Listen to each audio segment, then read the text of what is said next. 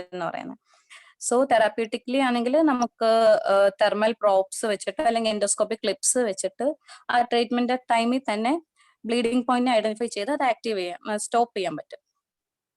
Simultaneous adrenaline injection start ചെയ്യണമെന്നേ ഉള്ളൂ. Okay, so നമ്മൾ treatment മൊഡാലിറ്റിയിൽ endoscopic ആയിട്ട് ട്രീറ്റ്മെന്റ് സ്റ്റാർട്ട് ചെയ്യും. ലൈക്ക് ബ്ലീഡിംഗ് പോയിന്റ് ഐഡന്റിഫൈ ചെയ്ത് അത് സ്റ്റോപ്പ് ചെയ്യാൻ നോക്കും. സപ്പോസ് അങ്ങനെ സ്റ്റോപ്പ് ചെയ്യാൻ പറ്റിയില്ല, എൻഡോസ്കോപ്പിക്കലി ഹീമോസ്റ്റാസിസ് നമുക്ക് ഫെയിൽ ആവുകയാണെങ്കിൽ we go for CT angiographic embolisation. CT angiographic embolisation ഇപ്പം ഇങ്ങനത്തെ പേഷ്യൻസ് മതി, ഭയങ്കര വീക്കായ ഫ്രെയിൽ പേഷ്യൻസ് വരുവാണെങ്കിലും സർജറി പറ്റില്ല എന്നുള്ളവരെല്ലാം ഡയറക്റ്റ് CT ആൻജിയോഗ്രാഫിക് എംബോളൈസേഷൻ ചെയ്യാം. ഇൻ കേസ് എൻഡോസ്കോപ്പിയും ആൻജിയോഗ്രാഫിക് മെത്തേഡും ഫെയിൽ ആവുകയാണെങ്കിലാണ് പിന്നെ നമ്മൾ സർജിക്കൽ ഇന്റർവെൻഷൻ ചൂസ് ചെയ്യേണ്ടത്. Okay, so surgical intervention or ഇപ്പൊ പെപ്റ്റിക് അൾസർ ആണെങ്കിൽ അതിൻ്റെതായ surgical mode of treatment, oesophageal varices ആണെങ്കിൽ അതിൻ്റെതായ ട്രീറ്റ്മെന്റ്, അങ്ങനെയാണ് ചൂസ് ചെയ്യേണ്ടത്. ആൻഡ് ഇതിന്റെ കൂടെ തന്നെ മെഡിക്കൽ ട്രീറ്റ്മെന്റ് സ്റ്റാർട്ട് ചെയ്യണം. ലൈക്ക് റാനിറ്റിഡിനും പ്രോട്ടോൺ പമ്പ് ഇൻഹിബിറ്റേഴ്സും ആന്റി ഫൈബ്രിനോളൈറ്റിക്സ് ഒക്കെ സ്റ്റാർട്ട് ചെയ്യണം. സോ ഇതാണ് ഒരു ജനറൽ ഔട്ട്ലൈൻ ഓഫ് മാനേജ്മെന്റ്. ഇത് ജസ്റ്റ് ഒരു ബാർ ഗ്രാഫ് പോലെ. സോ ഇതിൽ അപ്പർ GI ബ്ലേഡ് ആയിട്ട് വരുന്നു. പേഷ്യന്റിനെ നമ്മൾ റീസസിറ്റേറ്റ് ഒക്കെ ചെയ്ത് സ്റ്റേബിൾ ആക്കുന്നു. ഇതിലൊരു ബ്ലാച്ച്ഫോർഡ് സ്കോറിനെ പറ്റി പറയുന്നുണ്ട്. ലൈക്ക് നമ്മൾ പേഷ്യന്റിനെ ക്ലിനിക്കൽ അസസ് ചെയ്തു, ബ്ലഡ് റൂട്ടീനും സീറം ഇലക്ട്രോലൈറ്റ് യൂറിയ അതെല്ലാം ചെക്ക് ചെയ്തതിനു ശേഷം നമ്മളൊരു ബ്ലാച്ച്ഫോർഡ് സ്കോർ, ഞാൻ ഇതിൽ ഇൻക്ലൂഡ് ചെയ്തില്ല, നമ്മുടെ ഡേവിഡ്സൺ ടെക്സ്റ്റിലുണ്ട്. സോ ആ സ്കോർ എന്ന് വെച്ചാൽ ജസ്റ്റ് റിസ്ക് ഐഡന്റിഫൈ ചെയ്യാൻ വേണ്ടി മാത്രം. ലോ റിസ്ക് പേഷ്യൻസ് ആണെങ്കിൽ നമുക്ക് ഔട്ട് പേഷ്യന്റ് ആയിട്ട് വിട്ട് ജസ്റ്റ് ട്രീറ്റ്മെന്റ് കൊടുക്കാം. ഹൈ റിസ്ക് പേഷ്യൻസ് ആണെങ്കിൽ അതിനനുസരിച്ച് അതിനുശേഷമാണ് എൻഡോസ്കോപ്പി ചെയ്യേണ്ടത്. ഓക്കെ, ലൈക്ക് ബ്ലാച്ച്ഫോർഡ് സ്കോർ ഹൈ ആണെങ്കിൽ മാത്രമാണ് എൻഡോസ്കോപ്പിക്ക് ഉള്ളൊരു ഇൻഡിക്കേഷൻ എന്ന് പറയുന്നത്. അതിന് വേണ്ടിയിട്ടാണ് യൂസ് ചെയ്യുന്നത് ബ്ലാച്ച്ഫോർഡ് സ്കോർ. സോ നമ്മൾ എൻഡോസ്കോപ്പി ചെയ്യുന്നു. എൻഡോസ്കോപ്പി ചെയ്യുമ്പോൾ 2 ടൈപ്പ് ഓഫ് ബ്ലേഡ് ആയിട്ട് അറിയാം, നോൺ വെരീസിയൽ അല്ലെങ്കിൽ വെരീസിയൽ ബ്ലേഡ്. നോൺ വെരീസിയൽ ആണെങ്കിലാണ് പിന്നീട് നമ്മൾ റോക്കാൾ സ്കോർ എന്ന് പറയുന്നത്. അത് നമ്മുടെ സർജറിയിൽ യൂസ് ചെയ്യുന്നതാണ്. ലൈക്ക് ഇപ്പം എൻഡോസ്കോപ്പിയുടെ റിസൾട്ടും ഇതാണ് റോക്കാൾ സ്കോർ എന്ന് പറയുന്നത്. ഇതിൽ യൂസ് ചെയ്യുന്ന determinants age of the patient, ഷോക്കിന്റെ സ്റ്റാറ്റസ്, കോമോർബിഡിറ്റീസ് എന്തൊക്കെയാ ഉള്ളത്, അതുപോലെ ഡയഗ്നോസിസ്, പോസ്റ്റ് എൻഡോസ്കോപ്പി റിസൾട്ട് ഉണ്ട്. സോ ഇതെല്ലാം വെച്ചിട്ടാണ് നമ്മൾ ഇതൊരു റോക്കാൾ സ്കോർ കാൽക്കുലേറ്റ് ചെയ്യുന്നത്. ആ സ്കോർ ലെസ് ദാൻ 2 ആണെങ്കിൽ നമുക്ക് ഏർലി ഡിസ്ചാർജ്, അതായത് ഗുഡ് പ്രോഗ്നോസിസ് ആണ്, പെട്ടെന്ന് തന്നെ ജസ്റ്റ് ട്രീറ്റ് ചെയ്ത് ബിഹേവിയറൽ സ്മോക്കിംഗ് സ്റ്റോപ്പ് ചെയ്യുക, NSAID ഇൻടേക്ക് സ്റ്റോപ്പ് ചെയ്യുക, അങ്ങനെയുള്ളതൊക്കെ കൊടുത്ത് അപ്പം തന്നെ വിടാം. മോർ ദാൻ 2 ആണെങ്കിൽ പ്രൊലോങ്ഡ് ബെഡ് ഹോസ്പിറ്റലൈസേഷൻ വേണ്ടി വരും, അതിൻ്റെതായ മോഡ് ഓഫ് ട്രീറ്റ്മെന്റ്. വെരീസിയൽ ട്രീറ്റ്മെന്റ് ആണെങ്കിൽ നമ്മൾ നേരത്തെ പറഞ്ഞ പോലെ ഡയറക്റ്റ് എൻഡോസ്കോപ്പിക് ഹീമോസ്റ്റാസിസ് നോക്കും, പറ്റിയില്ലെങ്കിൽ പിന്നീട് സർജിക്കൽ ഇന്റർവെൻഷൻ. ഓക്കെ, സോ ഇതാണ് ഒരു general outline of upper GI blade. Mainly causes മാത്രം മതി, പിന്നെ ഒരു ജനറൽ ഔട്ട്ലൈൻ. ഇത് മാത്രമേ നമുക്ക് എക്സാമിന് ആവശ്യമായിട്ടുള്ളൂ, ബോത്ത് സർജറിയിലായാലും മെഡിസിനിലായാലും. ഇനിയുള്ളത് 3 ചെറിയ ടോപ്പിക്സ് ആണ്. എക്സാം പോയിന്റ് ഓഫ് വ്യൂവിൽ വലിയ ഇമ്പോർട്ടൻസ് ഇല്ല, പക്ഷെ 3 GITയിൽ വരുന്ന 3 പത്തോളജിക്കൽ കണ്ടീഷൻസ് അത്രയേ ഉള്ളൂ. ഫസ്റ്റ് വൺ വാട്ടർമെലോൺ സ്റ്റൊമക് എന്ന് പറയും.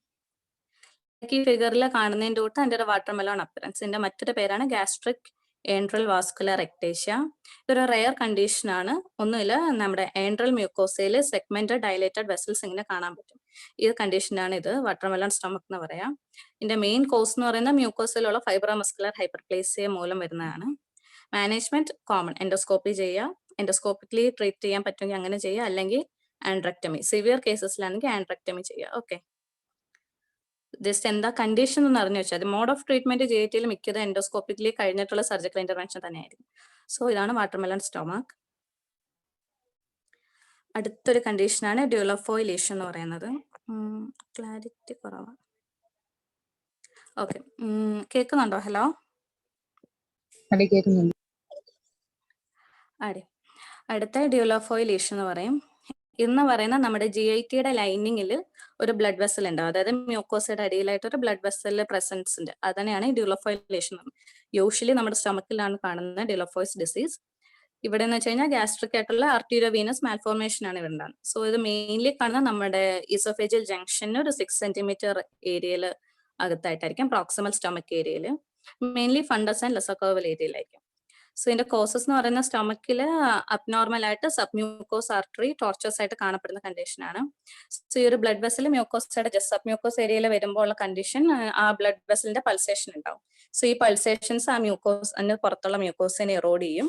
അങ്ങനെ ആ ഒരു ബ്ലഡ് വെസൽ അവിടെയുള്ള നമ്മുടെ ഗ്യാസ്ട്രിക് മ്യൂക്കോസിലുള്ള ആസിഡുമായിട്ട് എക്സ്പോസ്ഡ് ആവും. ഈ ആസിഡ് പിന്നീട് ആ ബ്ലഡ് വെസലിന്റെ വോളിനെ എറോഡ് ചെയ്യും, അങ്ങനെ ബ്ലീഡിംഗിലേക്ക് ലീഡ് ചെയ്യും. സോ ഇതാണ് ഇതിന്റെ ഒരു പാത്തോളജി എന്ന് പറയുന്നത്. ക്ലിനിക്കൽ ഫീച്ചർ ഹെമറ്റോമസിസ്, അതായത് സഡൻ ആയിട്ടുള്ള പെയിൻലെസ് ബ്ലീഡിംഗ് ആയിട്ടായിരിക്കും പ്രസന്റ് ചെയ്യുക. മാനേജ്മെന്റ് നമ്മൾ എൻഡോസ്കോപ്പി അല്ലെങ്കിൽ angiography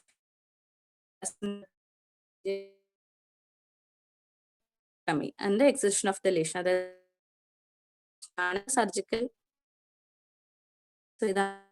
lesion, gas esophageal junction ആയിട്ട് blood vessels ആണ് ഡ്യൂലോഫോയിസ് ലേഷനിൽ ഡ്യൂലോഫോയിസ് ഡിസീസ് എന്ന് പറയുന്നത്. അടുത്ത എന്ന് പറയുന്നത് മെനിട്രിയസ് ഡിസീസ് ആണ്. ഇതെന്ന് വെച്ചാൽ അതാണ് ഫിഗർ. സ്റ്റൊമക്കിന്റെ ഈ മ്യൂക്കോസൽ ഫോൾഡ് ഹൈപ്പർട്രോഫി പ്രസൻസിൽ കാണുന്നതാണ് ഈ കണ്ടീഷൻ. ഗ്യാസ് മ്യൂക്കോസൽ ഫോൾഡ്, നമ്മുടെ മ്യൂക്കോൾസ് ഹൈപ്പർട്രോഫിഡ് ആയിട്ട് ജയന്റ് മെയിൻ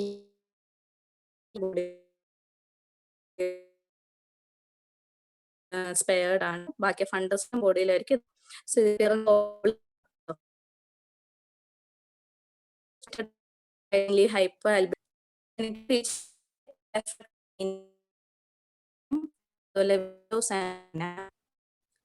മാനേജ്മെന്റ് നമ്മൾ ബ്ലഡിലെ സീറം ടോട്ടൽ പ്രോട്ടീൻ ആൽബുമിനെ മെസ്സസ് ചെയ്യണം, ഗ്യാസ്ട്രിക് ഫംഗ്ഷൻ ടെസ്റ്റും വേരിയമെയിൽ സ്റ്റഡീസ് ഒക്കെ ചെയ്യാം, and endoscopy.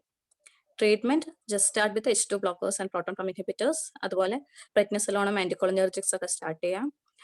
H. pylori infection ആണ് ഐഡന്റിഫൈ ചെയ്ത ആന്റിബയോട്ടിക്സ്, അല്ല സൈറ്റോമെഗാലോ വൈറസ് ആണെങ്കിൽ ആന്റിവൈറൽ ഡ്രഗ്സ് ആയിട്ട് ട്രീറ്റ് ചെയ്യാം. അതുപോലെ തന്നെ nutritional therapy, high protein diet food intake ചെയ്യാൻ പറയണം. ഇൻ കേസ് ഓഫ് മാസീവ് ആയിട്ടുള്ള കണ്ടീഷൻ, എക്സ്ട്രീം റെയർ കണ്ടീഷൻ, അത് മാസീവ് പ്രോട്ടീൻ ലോസ് അല്ലെങ്കിൽ ഡിസ്പ്ലാസ്റ്റിക് ചേഞ്ചസ് അല്ലെങ്കിൽ എന്തെങ്കിലും ഒരു മാലിഗ്നൻ ട്രാൻസ്ഫോർമേഷൻ കാണുകയാണെങ്കിൽ ടോട്ടൽ ഗാസ്ട്രക്ടമി, അതാണ് എന്റെ surgical mode of treatment. So ഇതൊരു മാലിഗ്നന്റ് ആവാനുള്ള പ്രീ മാലിഗ്നന്റ് ലീഷൻ പോലത്തെ ഒരു കണ്ടീഷനാണ്. സോ ഓവറോൾ ഇത്രയേ ഉള്ളൂ ടോപ്പിക്. ഹലോ, കഴിഞ്ഞോ? കഴിഞ്ഞു Thank കഴിഞ്ഞു you. കഴിഞ്ഞു.